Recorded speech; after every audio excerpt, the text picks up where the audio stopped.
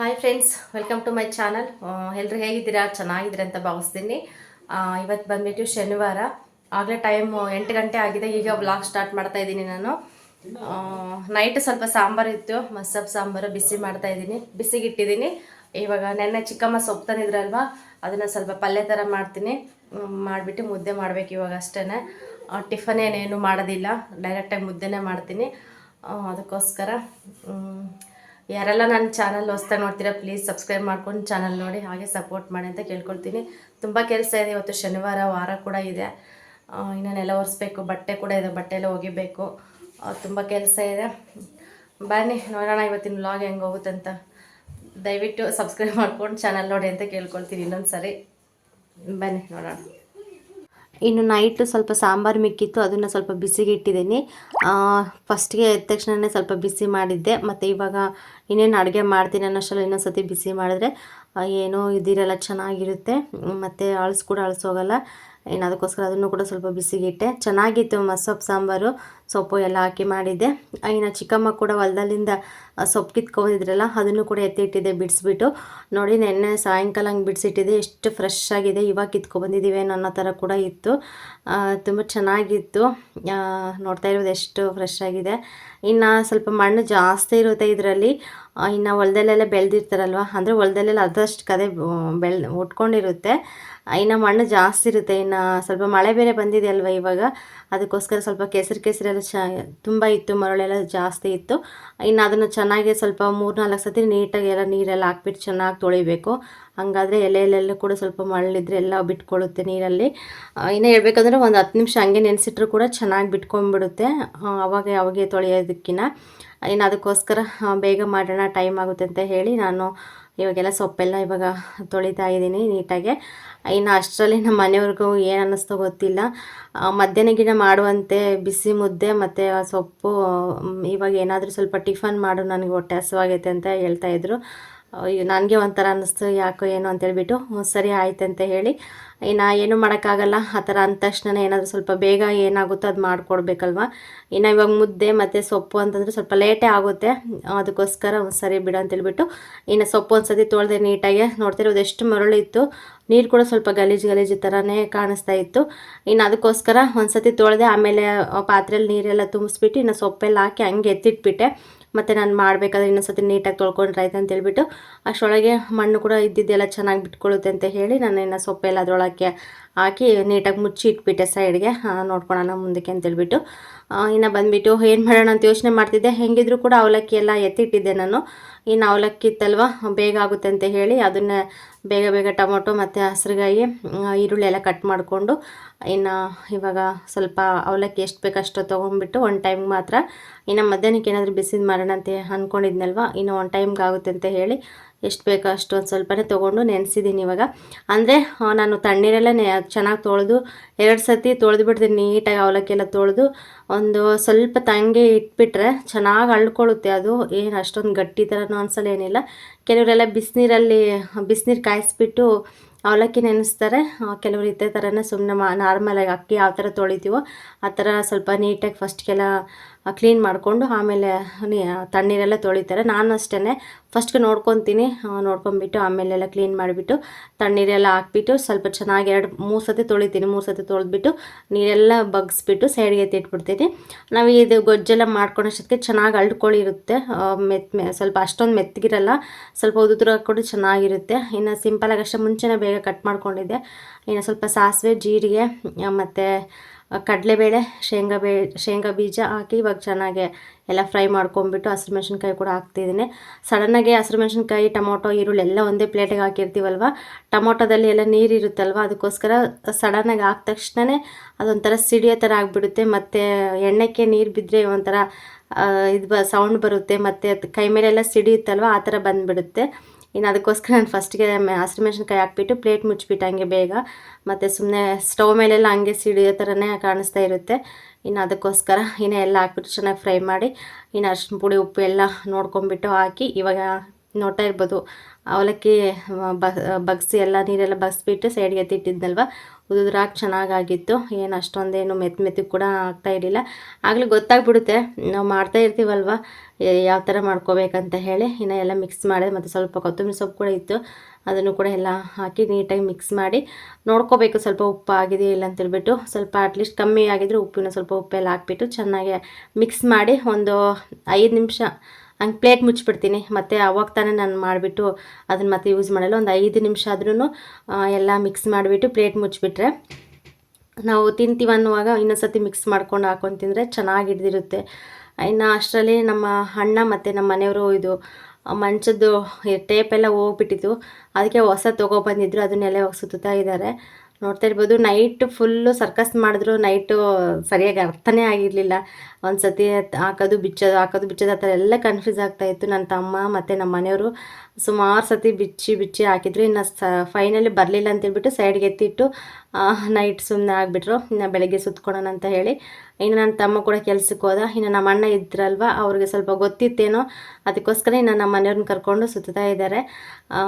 ಸುಮ್ಮನೆ ಅಂದರೆ ನಮಗೆ ಬೇಗ ಅರ್ಥ ಆಗಲ್ಲ ಇದು.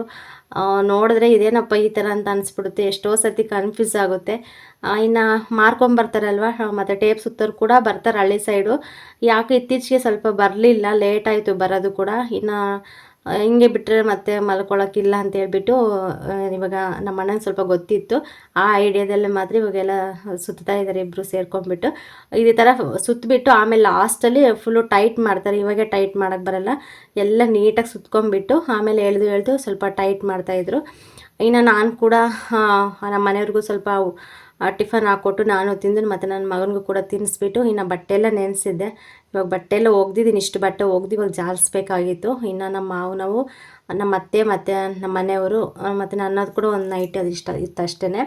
ನಮ್ಮ ಮನೆಯವರು ಹಾಸ್ಪಿಟಲ್ಗೆ ಹೋಗಿದ್ರಲ್ವ, ಇನ್ನು ಅತ್ತೆ ಮಾವನ ಬಟ್ಟೆ ಕೂಡ ತೊಗೊಂಬಂದಿದ್ರು. ಮತ್ತು ಅವ್ರು ಹಾಸ್ಪಿಟಲಲ್ಲಿದ್ದಾರೆ, ಮತ್ತು ಅಲ್ಲಿ ಒಗಿಯೋದಕ್ಕೇನು ಇದಿಲ್ಲಲ್ವ, ಅದಕ್ಕೋಸ್ಕರ ಇನ್ನು ತರಿಸಿದ್ದೆ. ತೊಗೊಂಬ ಎಲ್ಲ ಒಗೆದು ಕಳ್ಸೋಣ ಅಂತ ಹೇಳ್ಬಿಟ್ಟು ಅವರು ಕೂಡ ಇದ್ವು. ಇನ್ನು ನಾನು 3 ದಿನ ಆಗಿತ್ತು ಬಟ್ಟೆ ಎಲ್ಲ ಒಗೆದ್ಬಿಟ್ಟು, ಏನು ಬಿಸಿಲೇ ಬಂದಿರಲಿಲ್ಲ. ನಾನು ಅದೃಷ್ಟ ಇವತ್ತು ತುಂಬ ಬಿಸಿಲು ಚೆನ್ನಾಗಿ ಬಂತು. ಅದಕ್ಕೋಸ್ಕರ ಅವನು ಕೂಡ ಹೆಂಗೋ ಮಂಚ ಇಟ್ಬಿಟ್ಟು ಅದ್ರ ಮೇಲೆಲ್ಲ ಹಾಕ್ಬಿಟ್ಟಿದೆ, ಚೆನ್ನಾಗಿ ಒಣಕೊಳ್ಳಿ ಅಂತೇಳ್ಬಿಟ್ಟು. ಬಿಸಿಲು ಕೂಡ ಚೆನ್ನಾಗಿ ಬಂತು, ನನಗೂ ಕೂಡ ಖುಷಿನೇ ಆಯಿತು ಹೆಂಗೋ ಬಿಸಿಲು ಬಂದಿದ್ದಕ್ಕೆ. ಇನ್ನು ನಮ್ಮ ನಾವು ಸ್ವಲ್ಪ ವೀಳೆ ಬೆಟ್ಟಲ್ಲೇ ಇದ್ದು ಅವನು ಕೂಡ ಎಲ್ಲ ಒಗೆದು ಎಲ್ಲ ನೀಟಾಗಿ ಒಣಗಾಕ್ಬಿಟ್ಟಿದ್ದೀನಿ. ಇನ್ನು ಸಮಸ್ಯೆನೇ ಇಲ್ಲ. ಸಾಯಂಕಾಲ ಅಷ್ಟೊತ್ತಿಗೆಲ್ಲ ಒಣಗಿದ್ರೆ ಸಾಕು, ನೀಟಾಗೆಲ್ಲ ಮಡ್ಚಿಟ್ಬಿಡೋಣ ಅಂತ ಹೇಳಿಬಿಟ್ಟು ಹೆಂಗೋ ಸಂಜೆವರೆಗೂ ಹಂಗೆ ಬಿಟ್ಬಿಟ್ಟಿದ್ದೆ ಮಂಚದ ಮೇಲೇ. ನಾನು ತೊಗೊಂಡೇ ಇರಲಿಲ್ಲ ಬಟ್ಟೆ. ಇನ್ನೊಂದು ಸ್ವಲ್ಪ ಸುಧಾರಿಸ್ಕೊಂಡು ಇನ್ನು ಪಾತ್ರೆ ಅಂತೂ ತುಂಬ ಪಾತ್ರೆ ಇದ್ದು ಪಾತ್ರೆ ಎಲ್ಲ ತೊಳೆದ್ಬಿಟ್ಟು ಒಂದು ಸ್ವಲ್ಪ ಹೊತ್ತಾದಮೇಲೆ ಇನ್ನು ಅಡುಗೆ ಸ್ಟಾರ್ಟ್ ಮಾಡಿದೆ. ಏನಿಲ್ಲ, ಒಂದು ಸ್ವಲ್ಪ ಸೊಪ್ಪು ಸಾಂಬಾರು ಇತ್ತಲ್ವ, ಅದ್ರ ಜೊತೆಗೆ ಸ್ವಲ್ಪ ಸೊಪ್ಪು ಫ್ರೈ ಮಾಡಿಬಿಟ್ಟು ಮುದ್ದೆ ಮಾಡಿದ್ದೆ ಬಿಸಿದು. ತುಂಬ ಚೆನ್ನಾಗಿತ್ತು ಮುದ್ದೆ ಮತ್ತು ಸೊಪ್ಪು ಮಾತ್ರ. ಇದೇ ಥರನೇ ನಾನು ಸಿಂಪಲಾಗೆ ಮಾಡ್ತೀನಿ. ಬೇಳೆ ಎಲ್ಲ ಹಾಕಿ ಮಾಡ್ಬೋದು. ಸೊಪ್ಪು ಸ್ವಲ್ಪ ಜಾಸ್ತಿ ಇದ್ದರೆ ಬೇಳೆ ಎಲ್ಲ ಹಾಕಿ ಮಾಡಿದ್ರು ಸ್ವಲ್ಪ ಜಾಸ್ತಿ ಆಗುತ್ತೆ. ಒಂದು ಸ್ವಲ್ಪನೇ ಇದ್ದಿದ್ದು ಸೊಪ್ಪು, ಅದು ಎಲ್ಲ ಸ್ವಲ್ಪ ಬೆಂದರೂ ಕೂಡ ಒಂದಿಷ್ಟು ಕೂಡ ಆಗೋಲ್ಲ, ಒಂದಿಬ್ಬರಿಗೆ ಆಗ್ತಿತ್ತು ಅಷ್ಟೇ. ಅಷ್ಟು ಸ್ವಲ್ಪ ಆಗ್ತಾಯಿತ್ತು. ಅದಕ್ಕೋಸ್ಕರ ನಾನೊಂದು ಸ್ವಲ್ಪ ದೊಡ್ಡ ಸೈಜ್ ಈರುಳ್ಳಿನ ತೊಗೊಂಡೆ, ಸ್ವಲ್ಪ ಜಾಸ್ತಿನೇ ಆಗಲಿ ಅಂತ ಹೇಳ್ಬಿಟ್ಟು. ಆದರೂ ಕೂಡ ಅದು ಬೆಂದರೆ ಎಷ್ಟಾಗುತ್ತೆ, ಅದಕ್ಕೋಸ್ಕರ. ಇನ್ನು ಏನಾದರೂ ಸೊಪ್ಪು ಮಾಡಿದ್ರೆ ನುಗ್ಗೆ ಸೊಪ್ಪು ಅದೆಲ್ಲ ಮಾಡಿದ್ರೆ ಸ್ವಲ್ಪ ಜಾಸ್ತಿ ಕ್ವಾಂಟಿಟಿಯಲ್ಲಿ ಇರುತ್ತೆ.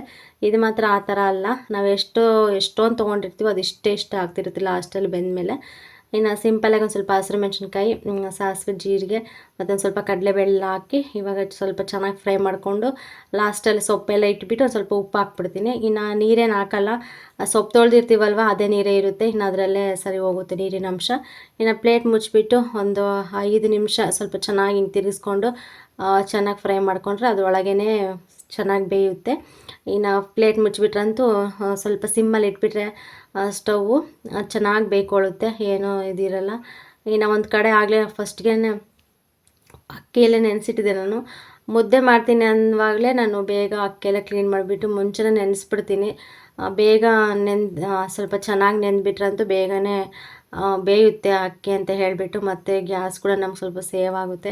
ಇನ್ನು ಆವಾಗ ಗಟ್ಟಿ ಅಕ್ಕಿ ಇರುತ್ತಲ್ಲ, ಗಟ್ಟಿ ಅಕ್ಕಿ ತೊಗೊಂಡು ಆವಾಗೇ ತೊಳೆದು ಇಟ್ಬಿಟ್ರಂತೂ ಸ್ವಲ್ಪ ಲೇಟ್ ಆಗಿಬಿಡುತ್ತೆ ಬೇಯಿಸೋದಕ್ಕೆ.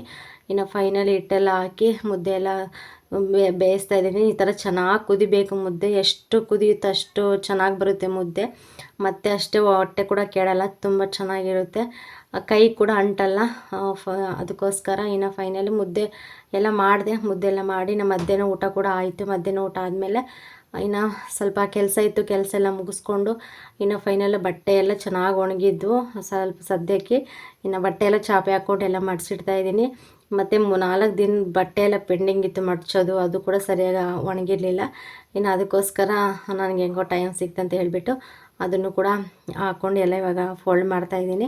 ಇನ್ನು ಅತ್ತೆ ಮಾವನ ಬಟ್ಟೆ ಅಷ್ಟೇ ಅವರ ಕೂಡ ಸಪ್ರೇಟಾಗಿ ಎಲ್ಲ ಮಡಚಿ ನೀಟಾಗಿ ಇನ್ನು ಬ್ಯಾಗಲ್ಲಿ ಹಂಗೆ ಇಟ್ಬಿಟ್ಟೆ, ಮತ್ತು ಹೋದರೆ ತೊಗೊಂಡೋಗೋಕ್ಕಾಗುತ್ತೆ.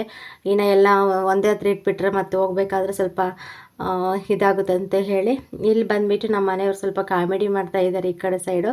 ಅದಕ್ಕೋಸ್ಕರ ಸ್ವಲ್ಪ ನಗು ಬಂತು, ಜಾಸ್ತಿ ಇದು ಮಾಡ್ತಾಯಿದ್ರು, ಅದಕ್ಕೆ ನಗು ಬಂತು, ಅದಕ್ಕೆ ನಗ್ತಾಯಿದ್ದೀನಿ ಅಷ್ಟೇ. ಇನ್ನು ಆಮೇಲೆ ನನ್ನ ಕೆಲಸ ನಾನು ಮಾಡಿಕೊಂಡೆ. ಕೆಲವರು ಕ್ವಶನ್ ಕೇಳ್ತಾ ಇದ್ದೀರಾ, ಅದಕ್ಕೆ ಆನ್ಸರ್ ಮಾಡ್ತೀನಿ. ವ್ಲಾಗಲ್ಲಿ ಮಾಡೋಣ ಇಲ್ಲ ಅದು ಸಪ್ರೇಟ್ ವೀಡಿಯೋ ಮಾಡೋಣ ಅಂತ ಅಂದ್ಕೊಂಡಿದ್ದೀನಿ, ಇನ್ನೂ ಗೊತ್ತಿಲ್ಲ. ಏನಿಲ್ಲ ನಿಮ್ಮ ಮಾವನವ್ರಿಗೆ ಏನು ಆಪ್ರೇಷನ್ ಅಂತ ಕೇಳಿದ್ದಾರೆ ಕೆಲವರು. ಇನ್ನು ಬಂದುಬಿಟ್ಟು ನಮ್ಮದು ಸ್ವಲ್ಪ ಅಂಗಡಿ ಕ್ಲೋಸ್ ಆಗಿದ್ದಿಲ್ಲ ಸ್ವಲ್ಪ ದಿನ, ಅದಕ್ಕೋಸ್ಕರ ಅದ್ರ ಬಗ್ಗೆನೂ ಕಮೆಂಟ್ ಬಂದಿತ್ತು, ಅದ್ರ ಬಗ್ಗೆನೂ ಕೂಡ ಆನ್ಸರ್ ಮಾಡ್ತೀನಿ. ಮತ್ತು ಕೆಲವರು ಯಾವ ಊರು ಅಂತ ಕೇಳ್ತಾ ಇದ್ದೀರಾ. ಇನ್ನೂ ಸ್ವಲ್ಪ ಸುಮಾರು ಕ್ವಶನ್ ಎಲ್ಲ ಬಂದಿದ್ದಾವೆ, ಅದಕ್ಕೆಲ್ಲ ಒಂದು ಸತಿ ನಾನು ಆನ್ಸರ್ ಮಾಡ್ತೀನಿ. ವ್ಲಾಗಲ್ಲಂತೂ ಮಾಡೋಕ್ಕಾಗಲ್ಲ, ಕೆಲವ್ರು ನೋಡ್ತಾರೆ ಫುಲ್ಲು ಲೆಂತಾಗಿ, ಕೆಲವ್ರು ನೋಡಲ್ಲ. ಅದಕ್ಕೋಸ್ಕರ ನಾನು ನಿಮ್ಮ ಕಮೆಂಟ್ಸ್ಗೆ ಆದಷ್ಟು ವ್ಲಾಗಲ್ಲೇ ನಾನು ಕೆಲವ್ರಿಗೆ ಆನ್ಸರ್ ಮಾಡಿರ್ತೀನಿ. ಬಟ್ ಅವ್ರನ್ನು ಸರಿಯಾಗಿ ನೋಡಿರಲ್ಲಲ್ವ, ಅದಕ್ಕೋಸ್ಕರ ಗೊತ್ತಾಗೋದಿಲ್ಲ ಅನಿಸುತ್ತೆ. ಅದಕ್ಕೆ ಸಪ್ರೇಟ್ ವೀಡಿಯೋ ಮಾಡೋಣ ಅಂತ ಅಂದ್ಕೊಂಡಿದ್ದೀನಿ. ನೋಡೋಣ ಹೆಂಗಾಗುತ್ತೋ ಗೊತ್ತಿಲ್ಲ.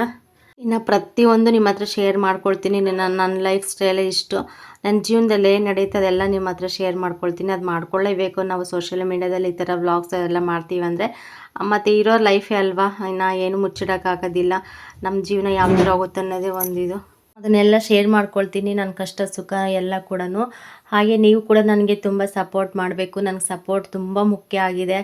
ಇನ್ನು ಮೇ ಅಲ್ಲ, ಮಾರ್ಚು ಏಪ್ರಿಲು ಮೇ ತಿಂಗಳು ಬಂದರೆ ಇನ್ನು ನಂದು 1 ವರ್ಷ ಆಗುತ್ತೆ ಚಾನಲ್ ಮಾಡಿಬಿಟ್ಟು. ಇನ್ನು ಅಷ್ಟರೊಳಗೆ ಮಾನಿಟೈಸೇಷನ್ ಆನ್ ಆಗಿಲ್ಲ ಅಂದರೆ ನನ್ನ ಚಾನಲ್ ಹೋಗುತ್ತೆ. ಅದೇ ಒಂದು ಸ್ವಲ್ಪ ಟೆನ್ಷನ್ ಆಗ್ತಾಯಿದೆ, ಮತ್ತು ಭಯ ಕೂಡ ಆಗ್ತಾಯಿದೆ, ಏನಾಗುತ್ತೆ ಏನಂತ ಹೇಳಿಬಿಟ್ಟು. ಏನು ಮಾಡಬೇಕು ಒಂದು ಕೂಡ ನನಗೆ ಅರ್ಥನೇ ಆಗ್ತಾಯಿಲ್ಲ, ಆ ಥರ ಆಗ್ತಾಯಿದೆ. ವಾಚಿಂಗ್ ಅವರ್ ಕಂಪ್ಲೀಟ್ ಆಗಿದೆ, ಬಟ್ ಸಬ್ಸ್ಕ್ರೈಬ್ ಅಂತೂ ಆಗ್ತಾನೇ ಇಲ್ಲ. ಅಟ್ಲೀಸ್ಟು ದಿನಕ್ಕೆ ಒಬ್ಬರು ಇಬ್ಬರು ಆದ್ರೂ ಎಷ್ಟು ನನಗೆ ಇಂಪ್ರೂವ್ಮೆಂಟ್ ಆಗುತ್ತೆ, ಬಟ್ ಒಬ್ಬರು ಕೂಡ ನನಗೆ ಸಪೋರ್ಟ್ ಮಾಡ್ತಾ ಇಲ್ಲ. ಡೈಲಿ ನೋಡ್ತಾ ಇರ್ತೀನಿ, ಎಷ್ಟು ಸತಿ ನೋಡ್ತಾ ಇರ್ತೀನಿ, ಒಬ್ಬರಾದ್ರೂ ಸಬ್ಸ್ಕ್ರೈಬ್ ಮಾಡ್ಕೊಂಡಿದ್ದಾರೆ ಏನೋ ಅಂತ ಹೇಳ್ಬಿಟ್ಟು. ಇನ್ನು ಇವಾಗ ಯಾರು ಕೂಡ ಜಾಸ್ತಿ ಹೆಲ್ಪು ಕೇಳೋ ಥರನೂ ಇಲ್ಲ. ಅದಕ್ಕೋಸ್ಕರ ಇವಾಗ ಅದು ಕೂಡ ರೂಲ್ಸ್ ಬರ್ತಾ ಇದೆ. ಇನ್ನು ನಾವೇ ಮತ್ತು ಅವ್ರಿಗೆಲ್ಲ ಕಮೆಂಟ್ ಮಾಡಿ ಸಬ್ಸ್ಕ್ರೈಬ್ ಮಾಡ್ಕೊಳ್ಳಿ ಹಂಗೆ ಅಂತಲೂ ಕೇಳೋಂಗಿಲ್ಲ. ನಮಗೇನಂದರೆ ನಮ್ಮ ಇಷ್ಟಪಟ್ಟು ಯಾರು ಸಬ್ಸ್ಕ್ರೈಬ್ ಮಾಡ್ಕೊಂಡು ನೋಡ್ತಾರೋ ನಾವು ನಮ್ಗೆ ಅದು ಇಂಪಾರ್ಟೆಂಟ್ ಆಗಿರುತ್ತೆ. ಮತ್ತು ನಾವು ರಿಕ್ವೆಸ್ಟ್ ಮಾಡಿಕೊಂಡು ಸಬ್ಸ್ಕ್ರೈಬ್ ಮಾಡಿಸ್ಕೊಂಡು ಅವ್ರ ಹತ್ರ ವ್ಲಾಗ್ಸ್ ನೋಡಿಸಿದ್ರೆ ಅದು ಇದಾಗೋದಿಲ್ಲ. ಆದಷ್ಟು ನಾನು ಫಸ್ಟಿಂದನೂ ಅಷ್ಟೇ ನಾನು ಇದೇ ಥರನೇ ಮಾಡ್ಕೊಂಡು ಹೋಗ್ತಾಯಿದ್ದೀನಿ. ನಿಮ್ಮ ಸಪೋರ್ಟ್ ತುಂಬ ಮುಖ್ಯ ನನಗೆ, ಪ್ಲೀಸ್ ಸಪೋರ್ಟ್ ಮಾಡಿ.